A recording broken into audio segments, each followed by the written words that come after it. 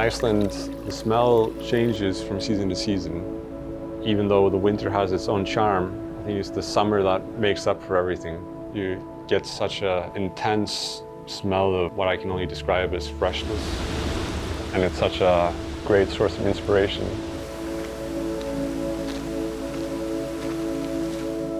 For me, flavor is aroma, an extremely powerful emotional mechanism.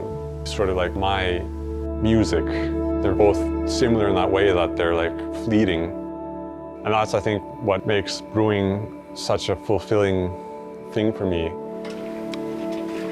Fun thing about brewing is there are so many variables and there are so many details. The complexities of the whole thing is just amazing. A lot of what we're doing these days is much more nuanced. To optimize, flavor and aroma projection and using everything new that we learn into making everything we do better.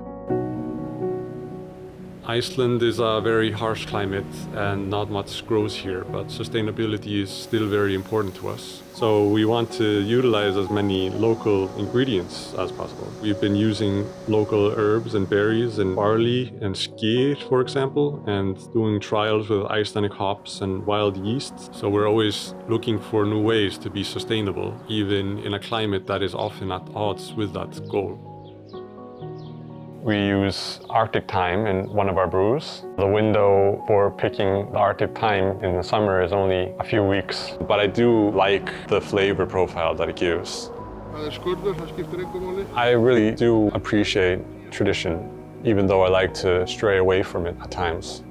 For example, the traditional way of smoking and curing meat and fish is by using sheep dung and hay, things that have fallen to the floor of the stable. Using this smoking method in one of our brews had been an idea of mine from before I started homebrewing. I really like the flavor. That's something that makes it uniquely Icelandic, and that connects us to our Icelandic roots.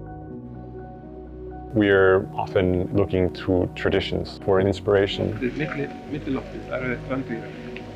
But at the same time, I'm very aware of it being important to break with tradition and be more creative. Brewing in Iceland doesn't really have much of a history. In 1915, Prohibition came along. Beer was prohibited until 1989. I didn't have any traditional Icelandic brewers, dictating how exactly everything should be done. It gives me the freedom to make it our own, incorporate our own impression on beer. But it has a nice balance between the sourness and the sweetness due to our heavy use of fresh raspberries. It's delicious. My greatest feelings for a well-made beer are simply observing people enjoying it. It gives me great satisfaction. It makes me feel like part of the community and culture. I wouldn't want to do anything else, I think.